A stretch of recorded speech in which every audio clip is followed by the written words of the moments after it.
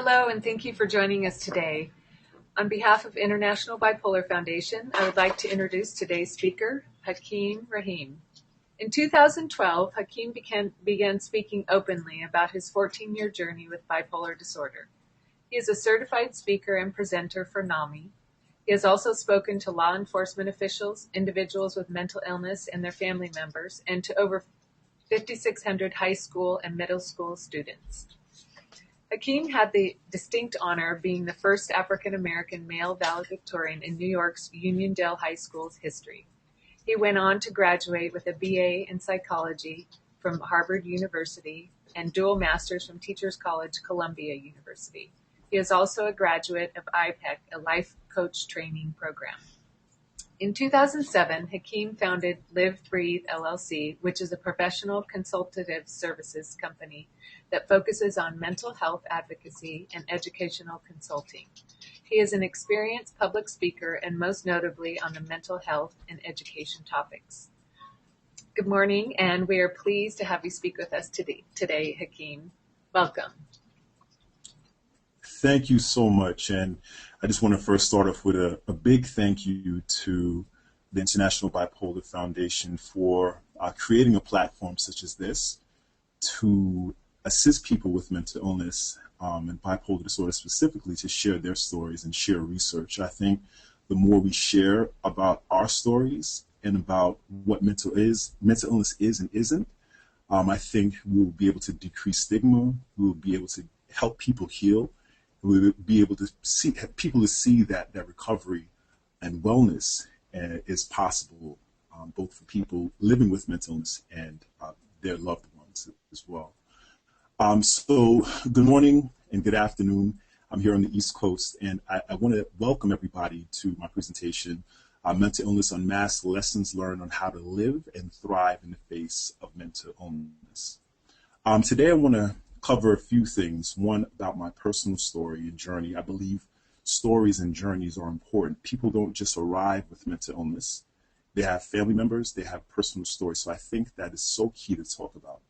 I also want to talk about some lessons that I've learned, both practical and conceptual, and I'll talk about that a little bit later. And I also want to share and celebrate some of the work and advocacy that I'm doing.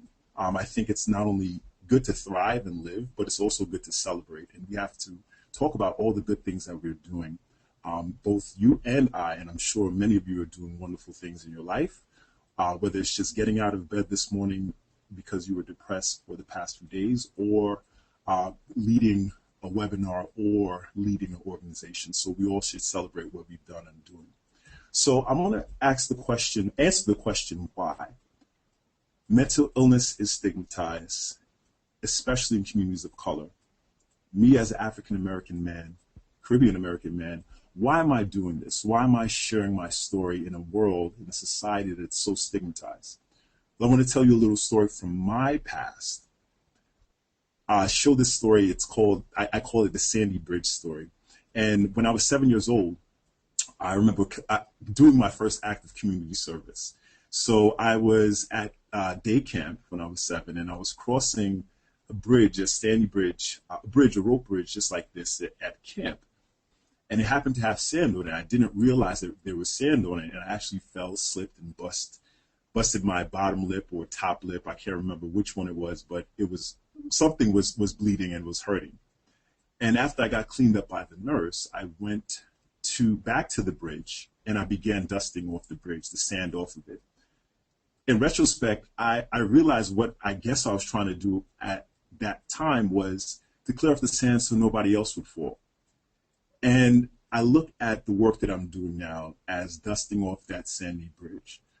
The arc between diagnosis and wellness is a long one for a lot of people. I know it has been a long one for me. And that sand is about clearing off some of the obstacles that have been in my way and showing it to people who are living with mental illness and their family members. So hopefully that their journey would be a little less arduous and a little less painful than mine was. And I think once you go through something, you have to go back and give back. And I think of that story often when I'm asked the question, why do you do what you do? So with that said, Mental Illness Unmasked, I'm going to share my personal story again because I believe stories are so important. We don't just arrive with a mental illness. We have history. We have family members that love us. And I think story is so important and will be so key to destigmatizing what it means to have a mental illness. And then I want to go into lessons learned. Practical lessons, I know practical lessons mean how do you live with a mental illness. Conceptual lessons, I believe, is how do you think about how you're living with a mental illness, or how do you think about your mental illness? And I think that's so important because that is often a topic that is missed. Not only should we take medication, but why do we take medication? Is medication going to change us? What is the concept behind it? I think that's so important. Then again, I talked about celebrating work and advocacy, and that's what I'll talk about, some of the work that I've been doing. So again, mental illness is not about that bipolar person or that schizophrenic, and I think language is important. I have bipolar disorder. I am not bipolar. So mental illness is about stories and it's about family, and I want to share with you a brief part of my personal journey with mental illness. And my journey with mental illness began in the fall of 1998, when my parents were dropping me off to Harvard Yard. And this is my freshman dorm. It's in the middle of Harvard Yard. It's called Matthews Hall. And I remember stepping out into the lush green grass of Harvard Yard and looking at this hall that was going to be my dorm for the next year, and seeing my parents smiling and happy, and they knew that I was moving to a new phase of my life, and I was moving, and I knew that as well. My journey with mental illness began that fall. 3 weeks into being at the school, I remember hanging out with a few friends. We were at a club, a party where all the college kids hung out in downtown Boston. And I remember walking into the party, and 5 minutes after being there, my heart started thumping, leaping out of my chest. My palms became sweaty. My stomach was nauseous. I turned to my closest friend. I asked her, what should I do? She said, well, if you're not feeling well, just head back to the dorm. I jetted in the first cab, got back to Matthews Hall, walked up my 5 flights of stairs, turned off my lights, got underneath my covers, not knowing what was gripping me at the time. And of course, that was a panic attack, which was my first stop in the journey around mental illness. One of my passions in college, and I believe we have to share our passions because we all have them, was cheerleading. And I just want to show a quick picture about that. And I was a cheerleader for 2 years, and I'll show you why I'm showing this picture and why this is important to my story. And I was a cheerleader for 2 years for Harvard University, and FDR, Franklin Delano Roosevelt, was also a cheerleader for Harvard University, so I come from good ilk. And I just wanted to share that brief fact as well. So that was one of my passions in college. And another one of my passions in college that I learned and developed was a love of poetry. This is the poetry book I kept from 1999 until 2001. 1999 was the spring of my freshman year. And 2001 was this fall and spring of my junior year. I want to show you something about the poetry that I was writing. This is what I was writing in the fall of 1999. But the spring of 2000, the spring of my sophomore year, I started writing this. And you can see the clear contrast between the writing on the left and the writing on the right. And that spring, when I was writing what I was writing on the right, I felt that I had to stay awake, because if I didn't stay awake and if I fell asleep, I would actually lose my creativity. So the first lines of this sheet, it says, I must continue writing. It's imperative for me to continue writing. Meaning is what I felt that if I fell asleep, I had to write feverishly. So I did so every night, middle of the day, every morning. So much so that I only slept for about 2 hours a night over the course of 2 weeks. And that was that spring of 2000. So much so that I even became a prophet during that time. And I started writing this. And what I knew these were my prophecies, and I had to write them down. I had to write them down that spring. And I showed my roommate, and I was very thankful. I'm thankful in retrospect that he was there, because he actually called my parents when I showed him this information and these pages. My parents came up that same night. They picked me up that spring of 2000 and brought me back home to New York, and they brought me to a hospital in Queens. When I was in that hospital, I was actually diagnosed with bipolar disorder. I was in there for 2 weeks, and I was heavily medicated. And upon my release from the hospital, I actually returned to school that fall, and things were not the same. The same guy that was on the cheerleading team and they wanted to be on the football team because he was so big and strong, now gained 30 pounds and my knees were sore and my stomach was heavy and my mind really slowed down because of the medication. And that same guy that was winning awards and voted as an outstanding male sophomore was no longer, actually took a year and a half off from school to really help recover and bring it back a sense of normalcy in order for me to go back to college. And I want to share with you one of my pictures of where I was at back in 2003. I put on a lot of weight. My mind had really slowed. And again, my confidence was really shattered. And walking into the dining hall during that time felt like I was going to leap out of my skin because of the anxiety. Going to my room, sleeping for 18 hours a day. Those were the type of times that I was living in during that period after my diagnosis from college. But what I do want to share during this early years of my journey is that, in fact, I did graduate from school. I graduated again. It took me about 6 years to graduate, but I did finish. And I share the story both with students that I speak to and community members and family and friends and loved ones, because I think it's important to know where you started with mental illness. And this is where I started in my early years of my journey. And I definitely always show this picture of my family because I think it's so important to acknowledge who got you to where you are. And they say that family support and a family network is one of the key indicators that somebody will do well. That's the first basis. And I share that with people living with mental illness, whether they be adults or young adults, that family it's a blessing to have a support network, whether it be family or otherwise, because that's one of the groundwork where you can move forward and recover and proceed towards wellness with mental illness. So this is really the genesis of my journey with mental illness. And I want to go into, and that's a brief story of my 14-year journey, but I want to go into some of the things that I've learned living with mental illness over the course of these 14 years. And I think story is important, but lessons, hopefully these lessons can be helpful for the listening audience. So some of the lessons I talk about are practical lessons. How do you live with mental illness? And I believe that there are 5 components that I'm going to share. The second part is conceptual lessons. How do you understand your mental illness? And I mentioned that earlier. And I think that is a really key, important part of living with mental illness. And I'm going to share 3 lessons that I've learned from that.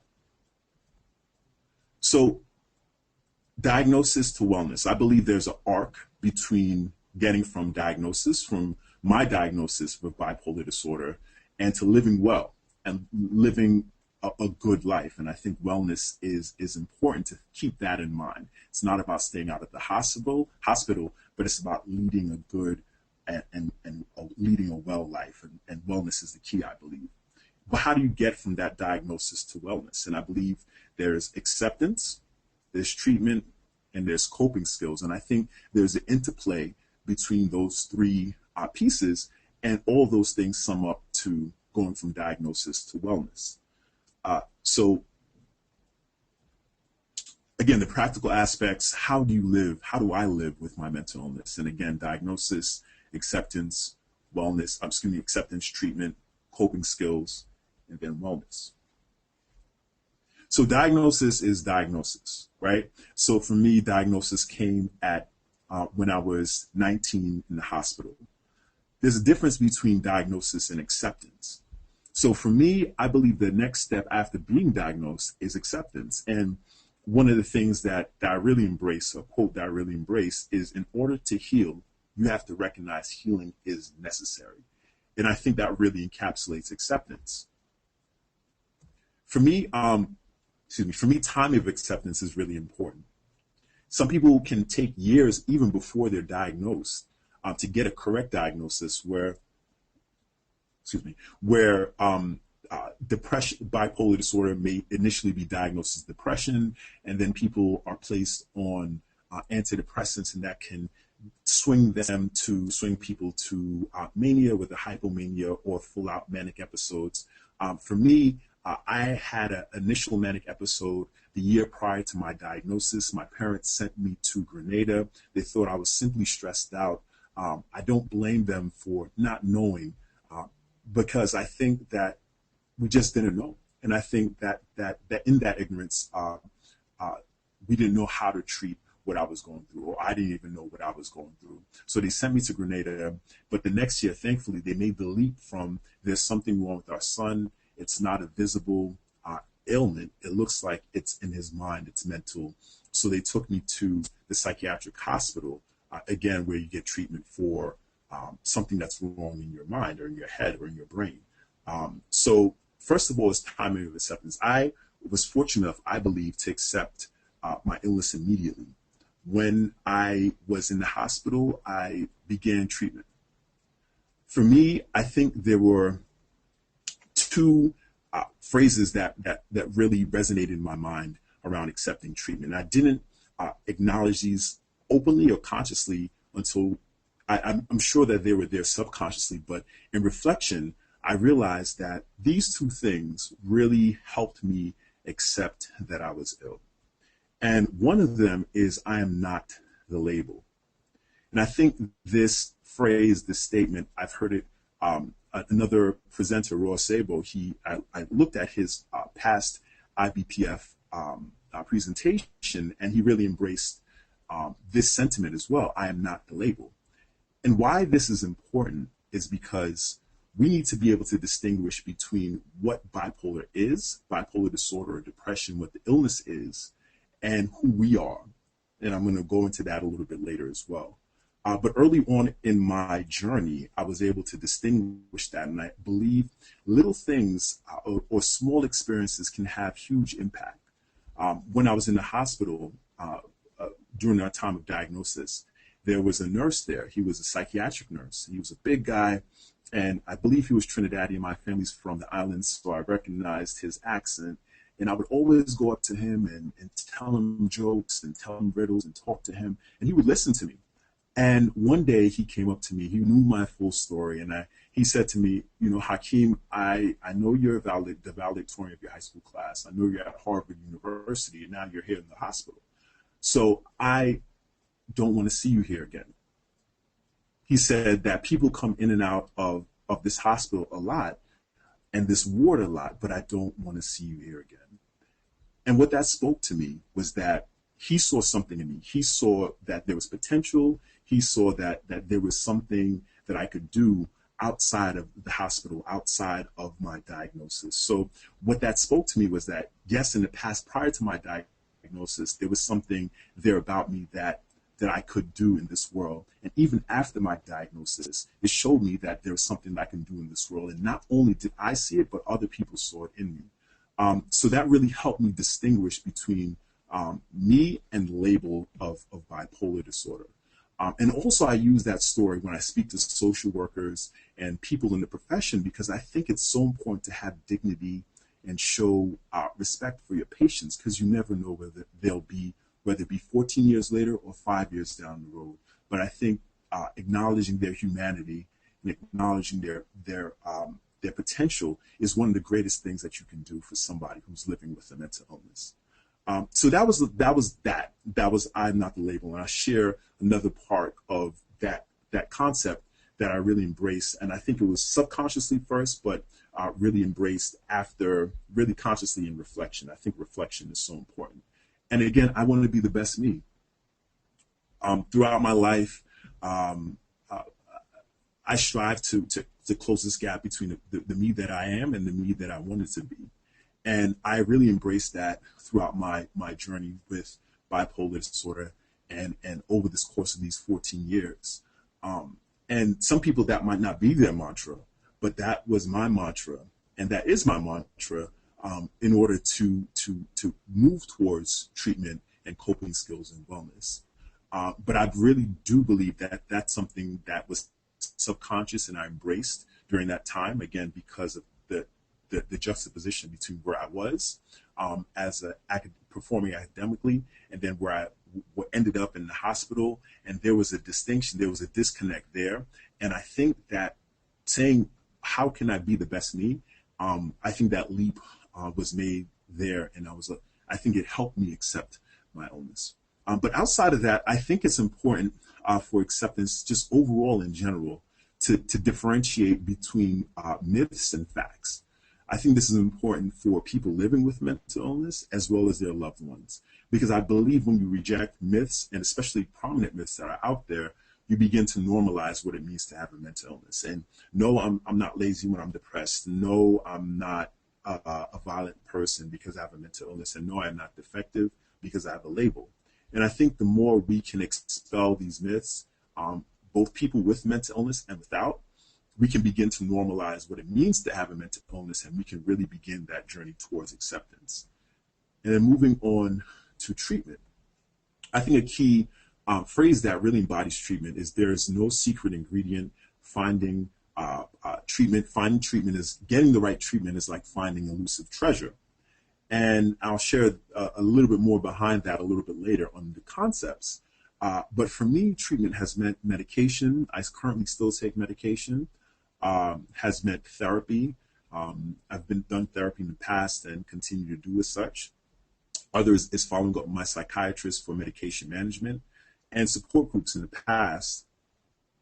Support groups in the past have been super helpful, and support groups don't necessarily have to be around mental health. They could be poetry support groups or poetry groups where you go to and are cathartic, that like-minded people come together to find some sort of healing. And I think that could be any sort of group. And relationships, again, are very, very important in moving forward towards wellness. And coping skills, as I mentioned before. Coping skills are not, in the way I think about it, is not a way to stay out of the hospital, but as a way of life. And I think it's so important to embrace that we're not going to do just one thing. We're not going to just take medication and be fine. We're not going to just go to a psychiatrist appointment and be fine. But we have to embrace living well, again, as a overall perspective. And this is how I found, I feel that wellness has manifested itself for me, not as staying out of the hospital, but doing a strengths-based perspective of living. For me, that means diet. I'm vegan. I know what I put in my body is what I get out. I know that a lot of omega-3s, vitamins, some of the essential things that we do not get from our diet, I use as supplements. I think diet is so important because, again, all that affects your brain health and chemistry. Exercise is also important, not only because of the benefits physiologically, and because of the chemicals in your brain, and helps to reduce anxiety and depression, but also helps with self-image. How we feel about ourselves is important as well. When we look in the mirror and really see ourselves, that's just as important about how we think about ourselves and how we think about our illness as well. So mindset is also important. I don't think that is talked about enough. And again, that's conceptual. We do have treatments such as CBT, cognitive behavioral therapy, which really do help to work on mindset. But separate and apart from the medical setting, we have to think about, for me, is spirituality, which is included in mindset, and allowing me to know, even when I'm depressed, that I'm a part of a larger ecological system and a larger world. And the world, the universe, goes within cycles. And I, too, go within cycles. So my goal is not to not be depressed or to be happy. My goal is to understand that cycles do occur and cycles do happen. And my goal is to kind of stay right in between. Everybody gets happy, everybody gets sad. It just so happens that I have a more exaggerated scale of happiness and sadness. And my goal is to stay right in between. And I think knowing that my goal is to stay in between, spirituality is a beautiful part of that, of helping me stay in that mindset. And phrases like "this too shall pass" have been so important for me, especially during the times where I've experienced depression. And again, thoughts are very powerful. And I listen to a lot of positive authors and positive seminars, such as Deepak Chopra. I listened to him just beginning of this week, and he talked about how our whole bodies recycle. 98% of our bodies recycle during, I'm not even sure, he said over the course of 3 months or 1 week. He says that who we are is not static. So if we know that who we are is not static, and that we are constantly changing, it's not something where we hold on to a conception of ourselves that is very static, or I'm the depressed person that I always know that I have made myself out to be, or I'm the person with bipolar disorder. No, we can have the ability to train ourselves, train our thoughts, because always we are, in fact, physically recycling. And I think the long story short is listening to these seminars and these authors is very, very important in terms of training our thoughts, and our thoughts can be trained. And for me, wellness really encapsulates using gifts, skills, and talents to pursue authentic lives. When I say that, I mean that is my purpose. That is my life purpose. And I think defining our life purpose, whether living with mental illness or not, is a key part of wellness and living a good life. I was listening to Sean Acor. He does work around happiness, and he does research around happiness. And he says it is that striving between who we are and where we want to be. In that, between that gap is where we find happiness. It's not about arriving at happiness, because happiness, again, is an elusive state. We're all trying to be in balance in our lives. Balance we never quite hit. And that's a beautiful thing, because we're always trying to tweak and adjust. And in that striving to be who we want to be, that's where we can find the joy. And I think part of that is also defining our purpose. And about finding purpose is also about being authentic. And I know I'm going to a little Tony Robbins moment, but I think this is important, because it's not only about mental illness, it's about mental health. And we want to live good lives, whether we have a mental illness or not. And I think understanding what it means to have a good life for you in particular, and I wanted to share, this is what it means to have a good life for me. So that was some of the practical steps, and I want to get into conceptual, the 3 parts. So I choose who I want to tell. For this 3 conceptual lessons, what I'm going to do, I'm going to break down into a brief anecdote. Then I'm going to talk about some key concepts behind this lesson, each lesson, and then I'm going to talk about some takeaways. So I choose who I want to tell. I remember being in my dorm room, was diagnosed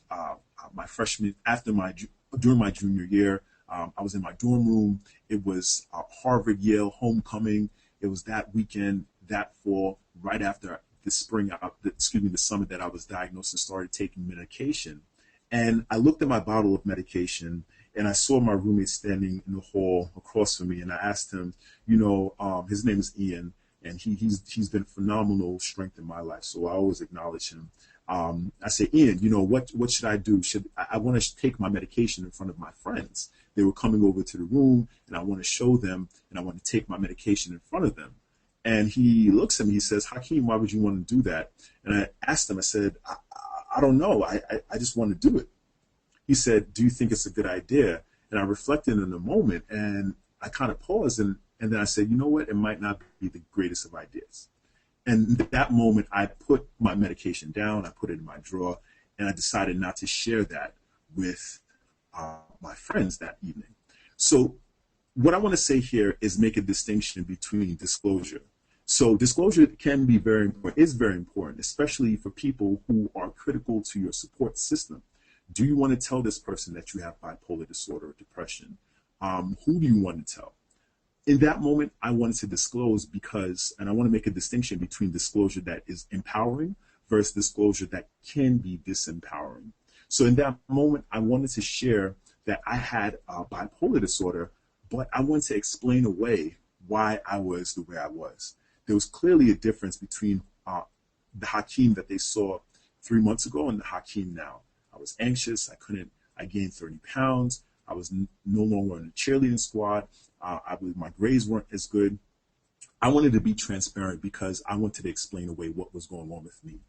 And I feel that could have been very disempowering because one, there's a lack of sense of boundaries. And also sharing that, is it transparency to empower yourself, or is it transparency to explain away why you are who you are in the moment? But I also believe disclosure can be empowering. And just in the fact that we can choose who we want to tell that we're dealing with a mental illness, and we can choose when we want to tell that person, not in the sense of explaining away our behavior, but because we want to share. And I think the takeaway for me at this moment is that disclosure can be powerful, and it can be empowering to know that we can choose who we want to tell that we're dealing with a mental illness. And medication is hard. Taking medication is so hard.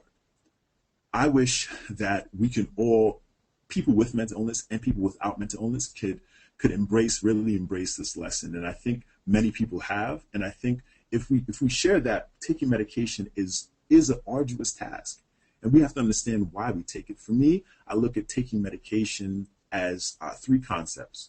One is persistence, two is trial and error, and three, I think taking medication takes courage. Let me start off with persistence. I've been on a number of combinations of medication. I've had a number of side effects with medication. Currently, I'm on my lowest doses of medication that I've ever been on. And I'm really thankful about this stable place that I've been in. But prior to that, it has taken persistence. Gaining 30 pounds is not easy. The cognitive impairment that I experienced on medication was not easy. Thinking that I needed a neurological exam because I thought my IQ had decreased was not easy. But I think this is why these webinars are important, to let people know, and hopefully it can be seen that there is another side of taking medication. So when I first started taking medication, I didn't know that. I didn't know there could be another side, but I still think that because I persisted, I'm able to get to the place where I am now. And for me, that's very important to be here. The second thing is trial and error. Until the time that we can have targeted medications, we have to be comfortable, if we do decide to take medication, that there's going to be tweaking necessary. If I knew that in the beginning that tweaking was necessary, but there would be a place in the future that I might be stabilized, I think this process of taking medication would be a little bit easier for me. So we have to know that trial and error, if you're taking medication, is part of the process. So not only persistence, trial and error, but it also takes courage. I mean, courage is literally having faith in something that you don't know about. And taking medication is about being a courageous act. I think if we really embraced it as such, we would really have a lot more respect, both for us who do take medication and people who are dispensing, or even our family members, knowing that, hey, we ultimately don't know what this pill is going to do to our bodies and our minds, yet we move forward anyway. So I think understanding that it is a courageous act to take medication, knowing that we have to be persistent, knowing that we have to be comfortable with trial and error, and knowing that it's a courageous act, all equals up to taking medication is hard. And it is like the 3D jigsaw puzzle. It's a hard act, but it's something that I feel has been solving, has been very beneficial to my life. And the final concept that I want to share is that I am my experiences. For me, for a very long time, I saw myself as such.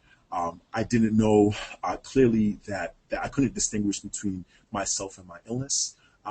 Part of that distinguishing came, I really believe, during the 9th year of my journey with mental illness. And I was laying on my brown couch, my brown felt couch in my room, or suede couch. I don't know what material it was, but the main thing, it was brown, and I was laying on it. And my doctor, this is 2009, 9 years after I began my journey with mental illness, and my doctor titrated me off of all the medications I was on to put me on to one particular medication at a set dosage. But during that time titrating off, I was knocked flat out.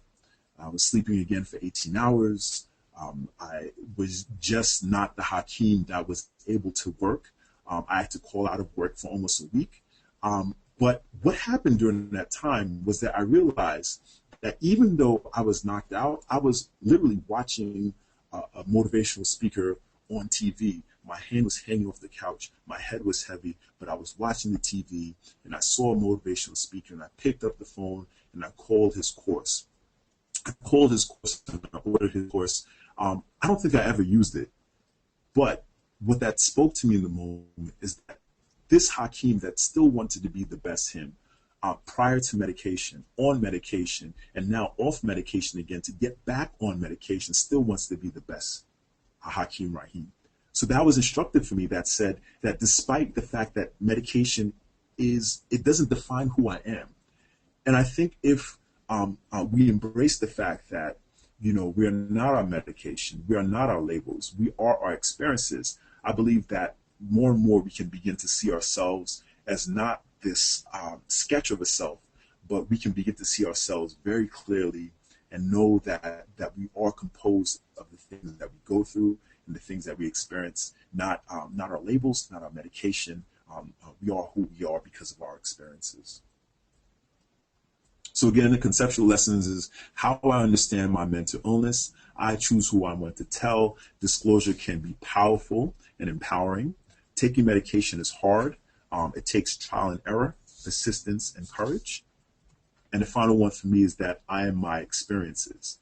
It's about distinguishing myself from my illness, and I believe that is truly essential.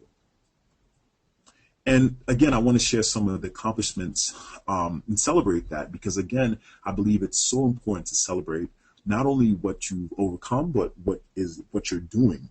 Again, this is the Sandy Bridge for me, which is going across from diagnosis to wellness and now sharing my life purpose. So this is a picture of me with some students that out of the 6,000 students that I've presented to now, this is a school, East Meadow High School.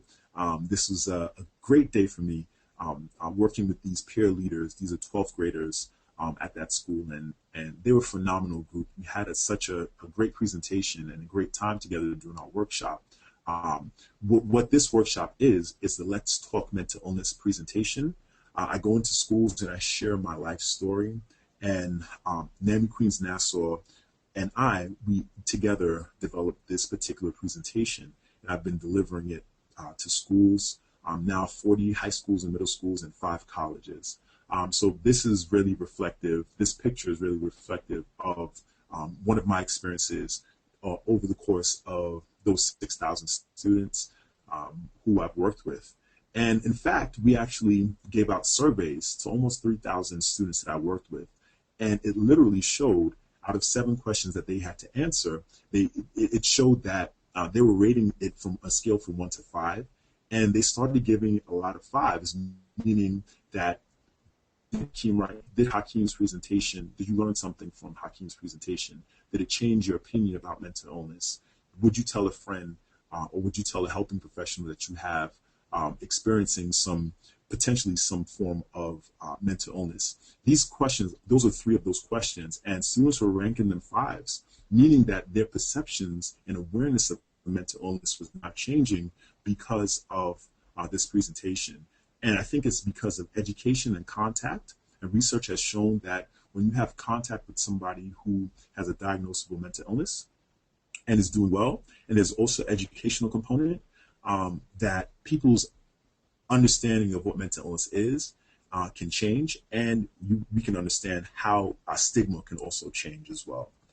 Another thing that I've done I'm proud of is that in this past March 26th, I actually testified in front of Congress for the Helping and Families in Crisis Act. I shared my story. I was the first person who had lived experience to testify for this particular bill, and this is in front of the Energy and Commerce Committee, the Oversight and Investigation Subcommittee, and I was able to share my experience. And what that spoke to me was that 2 years prior, I didn't even tell some close family members that I was dealing with mental illness. But 2 years later, after I shared my story, not everybody has to share their story of what they're dealing with, but I chose to.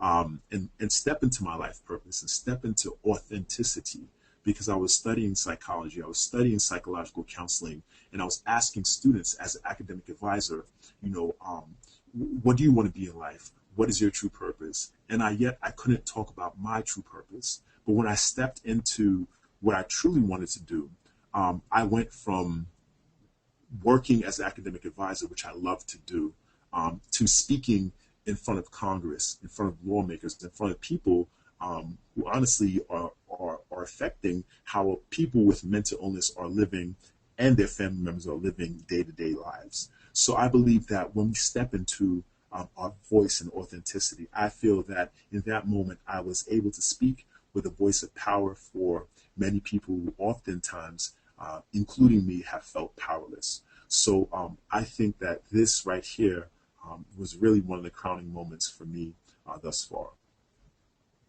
So again, in summary, I want to close out. I am a youth mental health speaker, and I think it's important to not only am I sharing who I am, what I do, but where do you find him? And I think this is important as well. Acknowledge who you are, and share where your work can be found. So I am a youth mental health speaker. Here's where to find me: HakeemRahim.com, btslessonplans.org. That is the site where you can find the Breaking the Silence lesson plans, which are designed for high schools, middle schools, and upper elementary. And also you can see the Let's Talk Mental Illness presentation. And you can see the other things below. I won't go through each of those, but those are some ways where you can find me and find about the work that I'm doing. And finally, I just want to say a huge thank you again to the International Bipolar Foundation for creating this platform and then allowing me to share some of my journey on this platform. And I really do hope that some people out there are benefiting, and now that this video will be archived, people in the future definitely will benefit as well. I also wanted to give thanks to my family, my mom, my dad, my sister, my niece, and my nephew, because they all have provided support and brought joy into my life. I want to thank my close friends and family members. Again, support networks are so important. I want to thank NAMI, National Alliance on Mental Illness, especially the Queens Nassau chapter. I believe it was really there when I went to the Inner Own Voice program in 2012, and I joined and I started talking about my story. I really and truly felt empowered, and I think that organization at that moment in time really helped me to do what I'm doing now, and I'll always be grateful for them providing a platform for people with mental illness to speak up and speak out. And I want to thank mentors and people who have guided me, whether they know it or not. And I'm just grateful, period. And I just want to share a couple of words that would be takeaways. I want you to feel empowered. I feel empowered on this journey. I want you to know that mental illness is a life obstacle, just like any life obstacle. And I think the more we talk about mental illness, I think we will realize that, hey, you have cancer, and you're struggling and dealing with cancer, and you're thriving and you're working through it. Well, hey, I have bipolar disorder, and I'm struggling with it. I'm striving and I'm working through it. We'll know that these are life obstacles just like any other. And I think that's so important to know and to distinguish that we're not alien beings. We're not an alien illness. It's something that we all struggle with, and we all have obstacles that we struggle with. It's just the fact that I struggle with bipolar disorder. And being authentic. And I think by this authenticity, me stepping into who I really am, I do feel empowered. I do feel grateful. And I do feel that I am living truly authentically. So that is my presentation. And I want to share this slide as well. And I'm going to hand it over to Debbie. And I believe there may be some questions. If there are, I'm more than willing to share anything that I can contribute.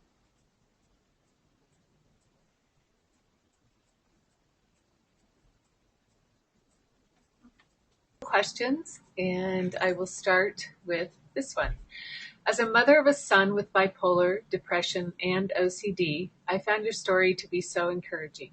How do your parents learn to not be consumed with worry about you and your illness? This is such a challenge for me and a daily struggle. Can you help? Yes. I think that's a great question.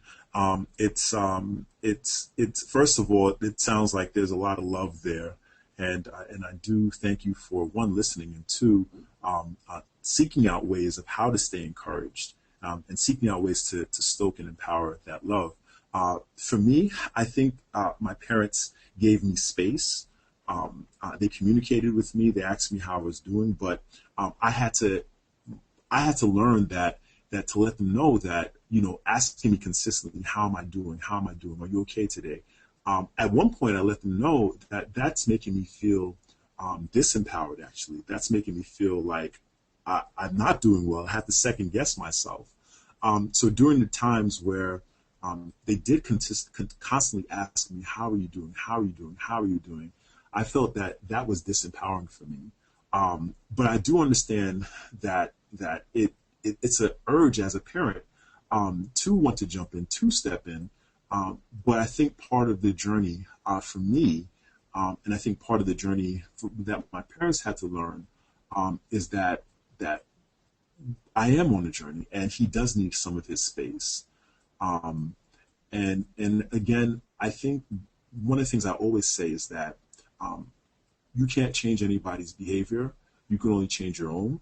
And I think the way to change your behavior, I'm not talking to you specifically, but the way to change behavior is about educating and learning strategies, whether it be through IBPF or NAMI or DBSA or any other website or organization that's out there. Learn how to cope as a mother living with a mental illness and what to do with your son. I think that's so important, but the education factor is important. Now, hopefully I answered, I gave some insight to that question, but it is a tough one because everybody who's living with mental illness responds to it differently.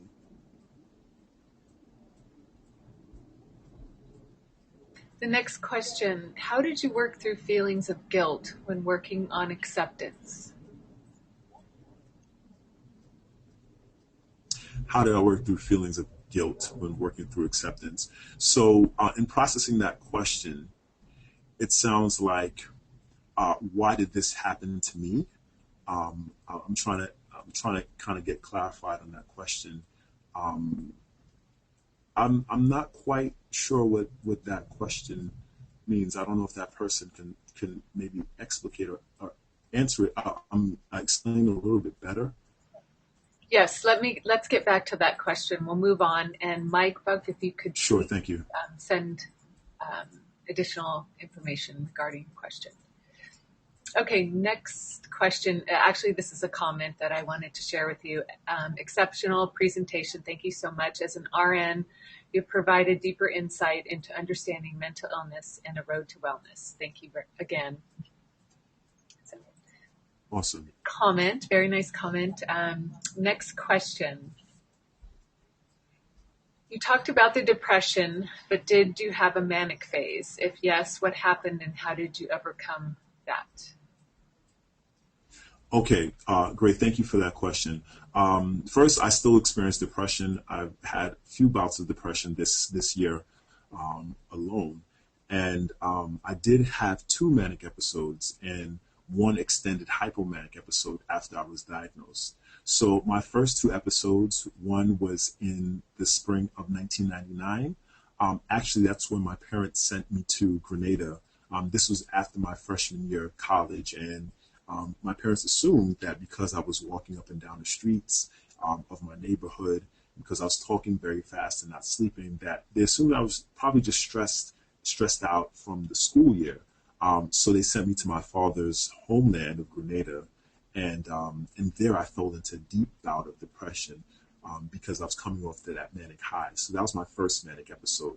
And my second manic episode, full-blown manic episode with psychosis, with a break, was during that spring of 2000 when I was actually hospitalized. And because of the medication that they gave me upon my hospitalization, I came down off of that manic high. And those were my only two major manic episodes, and I believe that it was because of that factor of acceptance and accepting immediately.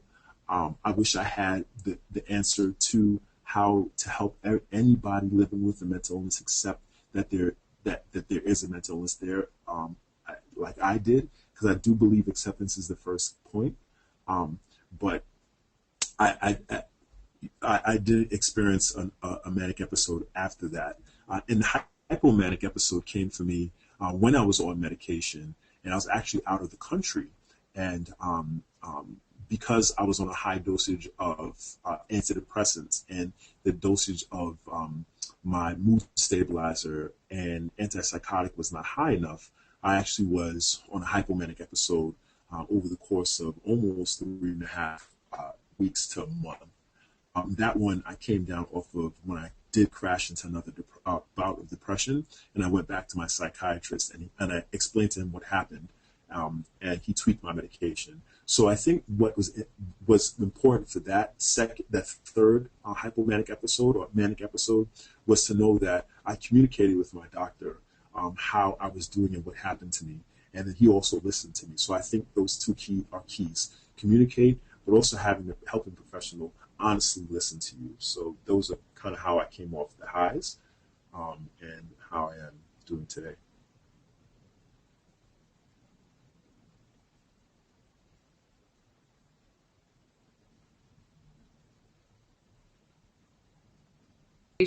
What is on the horizon, so to speak, to manage them? And is the goal better to take fewer?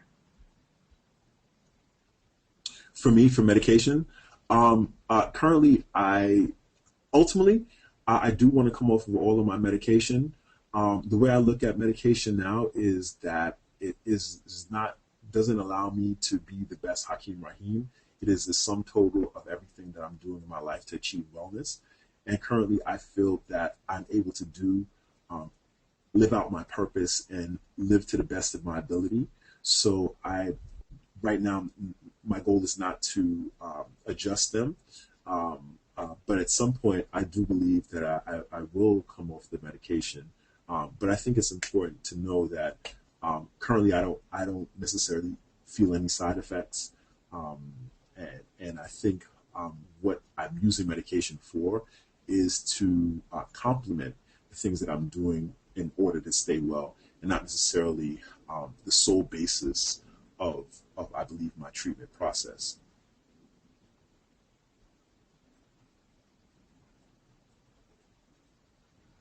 Great. Thank you very much. Next question. How do you deal with new relationships? If you tell them, when do you tell them, your partner you have? Sure. That's a great question. And I do get that question a lot, especially from mothers. When I speak at family groups, the mother is always the one who asks, is my son, is my love, usually it's the son, are they going to find somebody?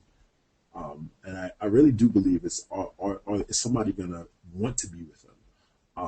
And for me, I've had relationships, and I'll be very open. I have had relationships, and I have shared with that person, even prior to me speaking out about mental illness and my own struggles. I've shared with the person that I was dating.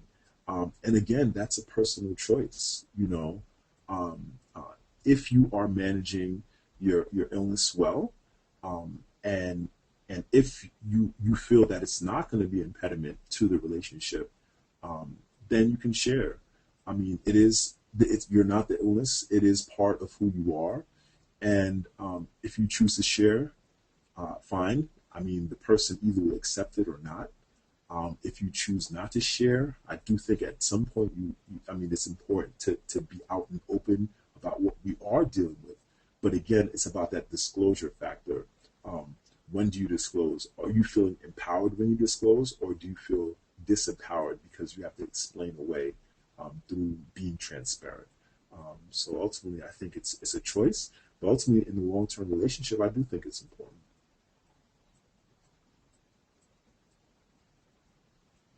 Great, thank you. Here is clarification on the question previously. I am a therapist who works with individuals and families struggling with bipolar illness. I am working with a woman who is struggling with feelings of guilt about her limitations due to bipolar illness, specifically with depressed episodes. I'm trying to help her work through these feelings. Did you experience feelings of guilt before or after you learned about your diagnosis? What insights do you have that I may share with her? Did I experience feelings of guilt before or after my diagnosis? To be honest, that didn't I didn't feel any feelings of guilt in that context. So I'm going to be honest to that question and say I don't honestly I don't know how to answer that, and maybe I don't know how to answer that because it doesn't resonate with my journey, with my experience. But definitely thank you for that question. I'm going to have to say that really wasn't part of my experience.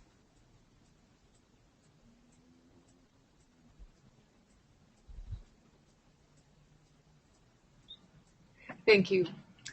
The next question, you said something of lower IQ after the illness. Is that true, or are these just feelings you had at the time? So I know that there was a form of there was some cognitive impairment because of the medication. I did not know that at the time. It was about 5 or 6 years, or even 7 years into me taking medication, and I think it was really some of the antipsychotics that I was taking really affected my cognitive capacity. And now that I've, one, switched off of that medication that I was originally on, and two, decreased the medication that I've been taking for a while now, I do believe my cognition has cleared up, and what I want to say to that is that if you are on medication, that's not something to jump on and jump off. I did all of that along with my doctor. I titrated off of the particular medication I'm on now to the lowest dosage. It took me about a year to do it, 12 months to come down to the level that I am at now. So two things. One, I do believe it was partly the medication which affected my cognition and my ability to process information. But two, I also worked with a doctor to work with coming down off that medication. And then a byproduct of that, or actually a benefit of that, was that my cognition did clear up.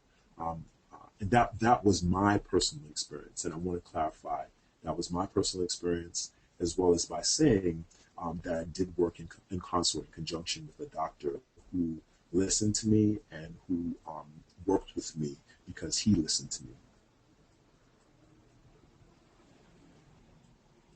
Great, thank you. Can you discuss disclosure with employers? Yeah, that's I actually never told any of my full-time employers that I was diagnosed with mental illness. Currently, I have my own LLC, so I'm working full-time on my business. And honestly, I left my job mainly because I felt like I couldn't say anything. It's not, I don't think it was, I think more so it was self-imposed stigma, if anything else, but I do think it was coming from a place that was valid. But honestly, I never told any of my employers that I was dealing with mental illness. And there's a website I did find out there, and if you would like, I can email it to Debbie. And I don't know if it's possible to post. I don't know it offhand, but it does talk specifically about living with a disability and sharing that disability with an employer. Again, stigma exists. I feel like I would be stigmatized if I told any of my employers, whether that was merited or unmerited. My belief in that, I don't know, but I didn't share because of that. And I do think that it is important to research skills and strategies to talk about mental illness on the job. And hopefully, if I pass along that website to Debbie, maybe she can email it directly to you or comment it directly to you or some sort of way. Or maybe you can even Google disability and discussing and disclosing with an employer. Yes, of course. You can email me directly, and I will forward that to you after Hakeem forwards to me. Last question for today. How do you deal with the panic and anxiety that you've described? Sure. I know some of the anxiety that I described earlier was me adjusting to the medication.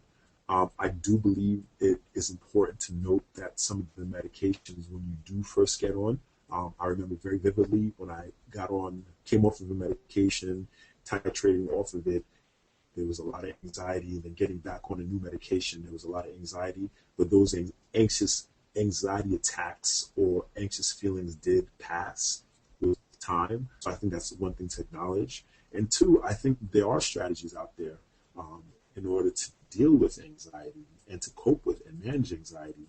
And again, CBT is very important. The way you think about anxiety and the way you think about how you process your thoughts, that's an important part of the anxiety.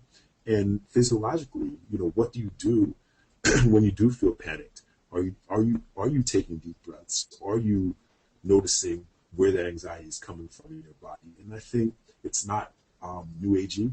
It is what it is, So I think it's important to know about skills, how to cope with anxiety. And for me, a lot of my anxiety nowadays has really sort of passed and subsided, but there are moments where I do get anxious, and that happens with everybody. That's part of the experience. But I would encourage thinking about looking online for strategies, whether it's on IBPF or otherwise, to deal with anxiety. Again, so thank you for all of these questions. Again, thank you for this opportunity to share my experience, and I really do hope some lives were changed because of what I've shared. Thank you so much for allowing us this opportunity, Hakeem, and for sharing with us. And a reminder once again that this presentation has been recorded and will be uploaded to our website this afternoon. So if you missed something or would like to look back, please feel free to go to our website under Archive Presentations and you will find Hakeem's webinar. Thank you very much.